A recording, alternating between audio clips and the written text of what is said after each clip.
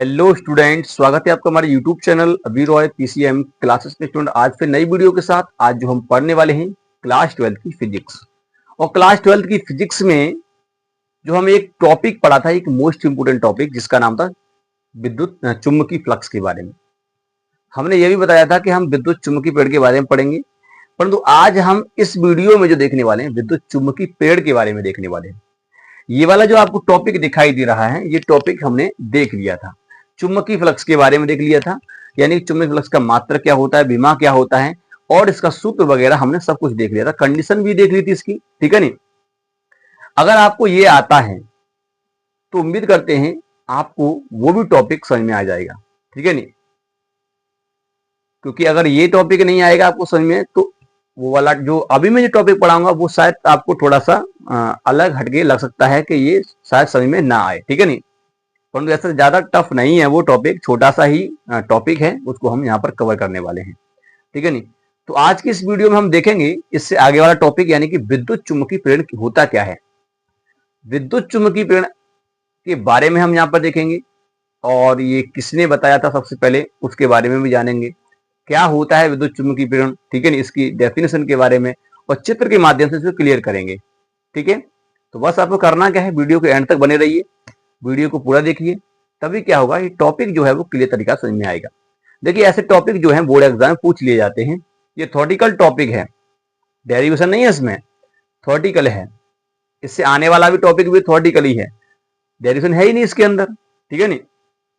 तो आज जो हम देखेंगे विद्युत चुम्बकीय प्रेरण के बारे में, ठीक है। तो बस वीडियो के एंड तक बने रहिए।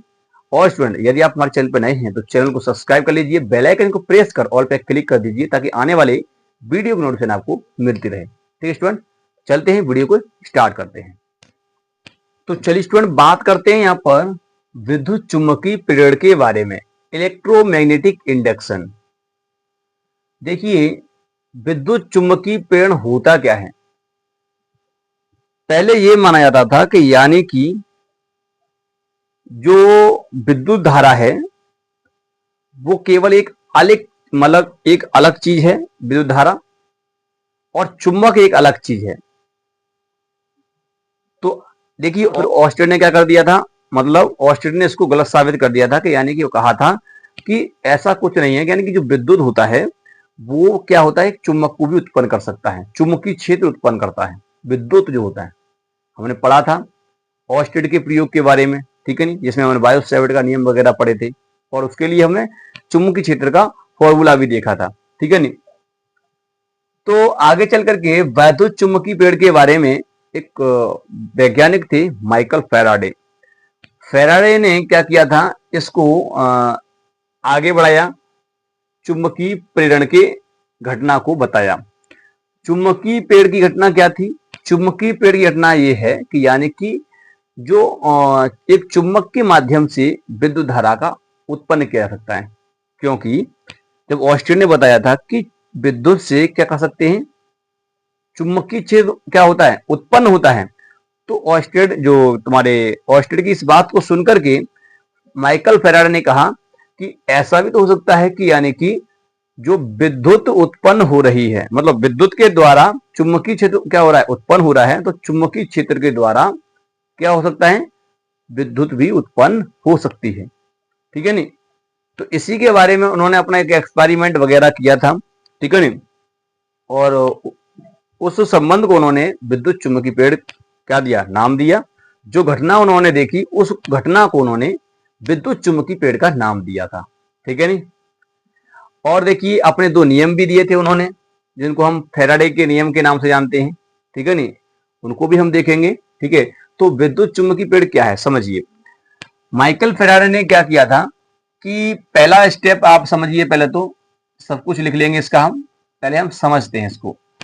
माइकल फेराडे ने देखा था कि अगर मान लेते हैं कि कोई भी आपके पास एक रिंग है, उन्होंने एक रिंग लिया था, एक लूप लिया था इस प्रकार से, और इस लूप के माध्यम से एक क्या जोड़ दिया, एक गैल्वेनोमीटर हम कह सकते हैं, एक गैल्वेनोमीटर को इसमें जोड़ा और इस प्रकार से छोड़ दिया, क्लियर ऐसे। तो इस गैल्वेनोमीटर को इसमें जब जोड़ा, उन्होंने क्या देखा, उन्होंने पहले एक चुंबक को लिया, किसको लिया, चुंबक को, इस प्रकार से ये चुंबक ले लिया, इस पर ये एन है। क्लियर। अब देखिए जब चुंबक को लिया उन्होंने क्या देखा, पहले उन्होंने क्या किया, इस चुंबक को जब इस कुंडली के पास लेके आए, किसके पास लेके आए, कुंडली के पास जब इसको चुंबक को लेके आए तो इन्होंने देखा कि इसमें क्या हो रहा है कि एक प्रेरित धारा उत्पन्न हो रही है। भाई ये क्या होने लगा, इसके अंदर विक्षेप होने लगा। जब विक्षेप होने लगा तो उन्होंने कहा इसके अंदर क्या हो रहा है, धारा प्रवाहित हो रही है। क्या हो रही है, धारा प्रवाहित हो रही है। क्योंकि उन्होंने ये रीजन बताया कि यहां से क्या होती हैं, बल रेखाएं निकल रही हैं। आपको पता है कि इस एन ध्रुव है तो एन ध्रुव से बल रेखाएं बाहर की तरफ निकलती हैं।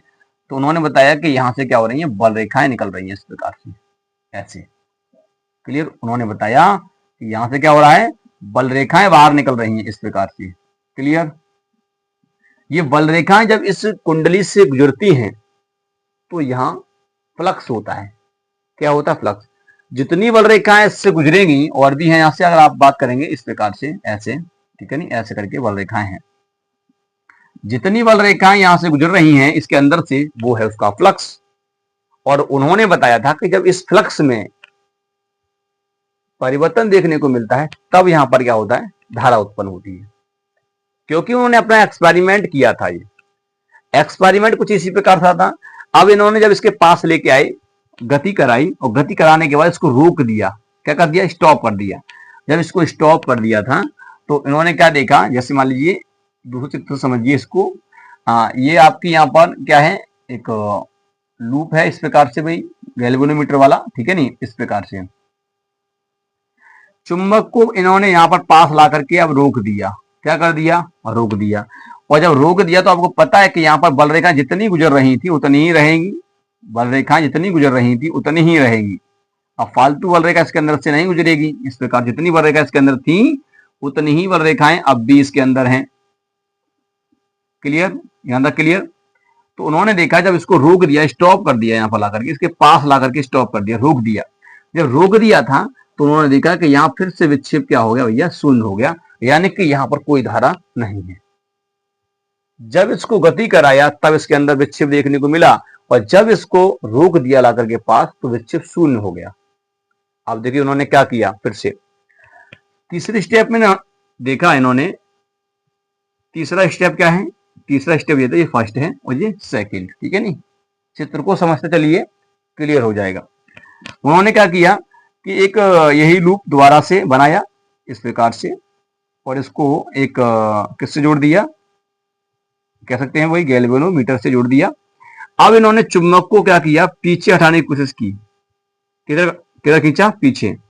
जैसे पीछे हटाने की कोशिश की तो उन्होंने क्या देखा, फिर से इसमें विक्षेप होने लगा, परंतु विपरीत डायरेक्शन हो रहा है आपकी। पहले ऐसे हो रहा था और जैसे इसको पीछे ले आएंगे तो ऐसे होने लगा।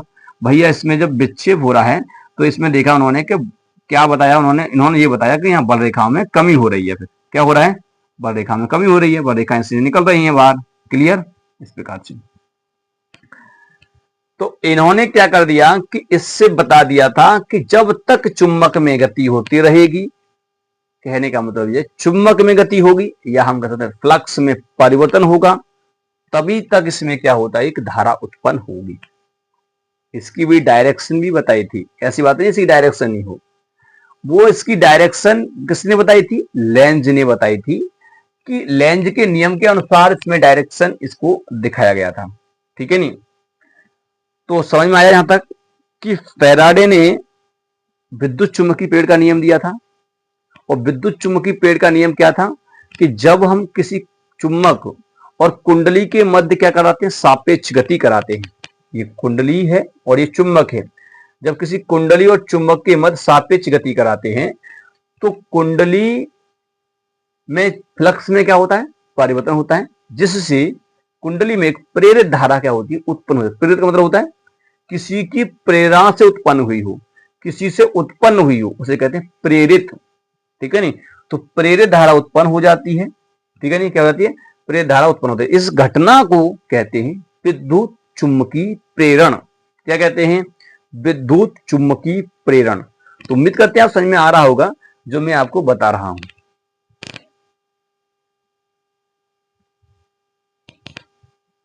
Clear student? समझ में आ रहा होगा मैं क्या कह रहा हूं यहां पर। यानी कि कहने का मतलब ये है कि विद्युत चुम्बकीय प्रेरण घटना है क्या। फैराडे ने ये देखा, देखिए दोबारा समझाता हूं आपको। जैसे ऑस्टेड ने बता दिया था कि जैसे ही किसी तार में धारा प्रवाहित करते हैं तो चुंबकीय क्षेत्र उत्पन्न हो जाता है। ठीक, जब एक धारा चुंबकीय क्षेत्र उत्पन्न कर सकती है तो फैराडे ने बताया क्यों ना वही चुंबकीय क्षेत्र धारा को उत्पन्न करे। ऐसा भी तो हो सकता है। तो वही उन्होंने किया था। जब एक चुंबक को एक कुंडली के साथ लेके आए तो उन्होंने ये संबंध को देख लिया था। अब ये संबंध क्या था, उन्होंने देखा कि जब एक चुंबक को कुंडली के सापेक्ष वो लेके आए तो उसमें फ्लक्स में क्या हुआ, परिवर्तन हुआ। और फ्लक्स में परिवर्तन होने से उसमें एक धारा उत्पन्न हो गई। अब उसमें एक धारा उत्पन्न हुई, उसी को उन्होंने बोल दिया प्रेरित धारा। या हम कह सकते हैं कि विद्युत वाहक बल उत्पन्न होगा। जब धारा उत्पन्न होगी तो विद्युत वाहक बल भी तो होगा वहां पर, यानी वोल्टेज उत्पन्न होगा, तो उसे कह दिया प्रेरित विद्युत वाहक बल। ठीक है नहीं? तो इस घटना को उन्होंने कहा था विद्युत चुम्बकीय प्रेरण। क्या कहा था भैया? विद्युत चुम्बकीय प्रेरण कहा था। उम्मीद करते हैं आपको समझ में आ गया होगा कि विद्युत चुम्बकीय प्रेरण होता क्या है। Clear student? तो देखिए यहां तक ये इतना सिंपल टॉपिक है विद्युत चुम्बकीय प्रेरण के संबंध में, और आपको समझ में आ रहा होगा। क्लियर? Clear student? तो देखिए आपको यहाँ दिक्कत हो रही होगी, ये बल रेखाएं जो है मैंने पहले ही पढ़ा दिया है, चुंबकीय बल रेखाएं वगैरह ये सब कुछ पढ़ा दिया है। और फ्लक्स के बारे में तो पहले ही बता दिया था मैंने, फ्लक्स के बारे में पहले ही पढ़ा दिया। यदि आपने नहीं देखा तो जाकर देख लीजिए, उसका वीडियो पड़ा हुआ है। ठीक है नहीं? तो ये फ्लक्स क्या होता है मैंने पहले बताया था कि जो बल रेखा है इसमें से गुजरेंगी इस कुंडली से होकर के। जैसे मान लीजिए ये छल्ला है, समझिए ये छल्ला है, इस छल्ले के अंदर से जो भी बल रेखाएं गुजरेंगी वही क्या होगा, फ्लक्स होगा। ऐसा नहीं कि बाहर से गुजर जाए, नहीं, अंदर से जितनी बल रेखाएं गुजरेंगी। मान लीजिए ये चारों उंगलियां इसके अंदर से गुजर रही हैं, तो इन चारों बल रेखाओं के कारण क्या होगा, फ्लक्स होगा।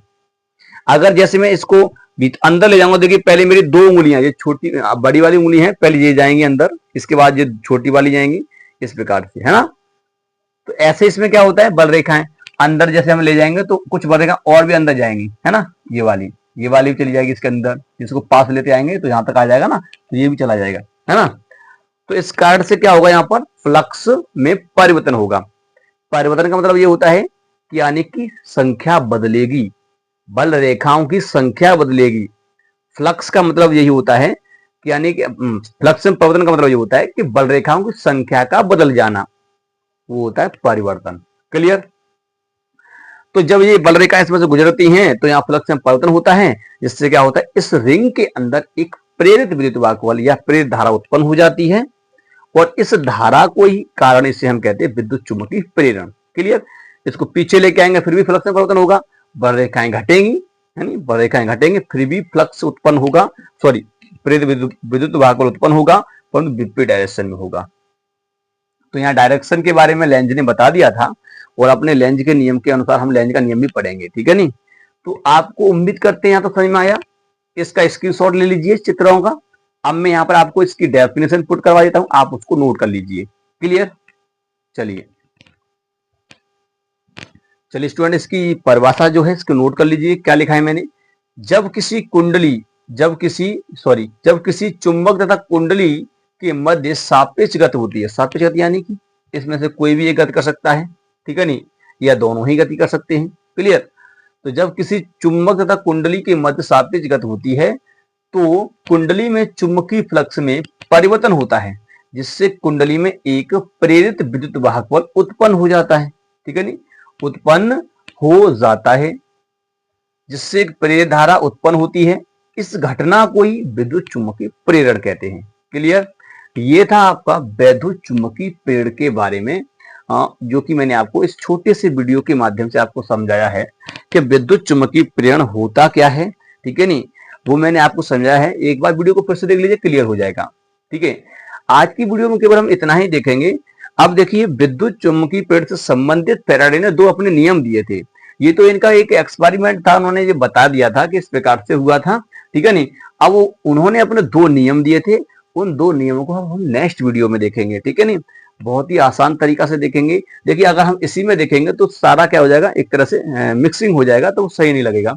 इसलिए आप पहले इस टॉपिक को कवर कीजिए, उसके बाद हम देखेंगे फैराडे के विद्युत चुम्बकीय प्रेरण क्या होते हैं। ठीक है नी, फैराडे के विद्युत चुम्बकीय प्रेरण के नियम क्या होते हैं उसके बारे में हम देखेंगे। क्लियर? तो ये थी इसकी परिभाषा और ये थी इसके चित्र, और सिंपल तरीका से आपको समझाया है। क्लियर? उम्मीद करते हैं समझ में आ गया होगा। और यदि आपको वीडियो पसंद आया है तो वीडियो को एक बार लाइक करके चैनल को सब्सक्राइब भी कर लीजिए, ताकि आने वाले ऐसे वीडियो की नोटिफिकेशन आपको मिलती रहे। अब मिलेंगे नेक्स्ट वीडियो में, तब तक के लिए जय हिंद।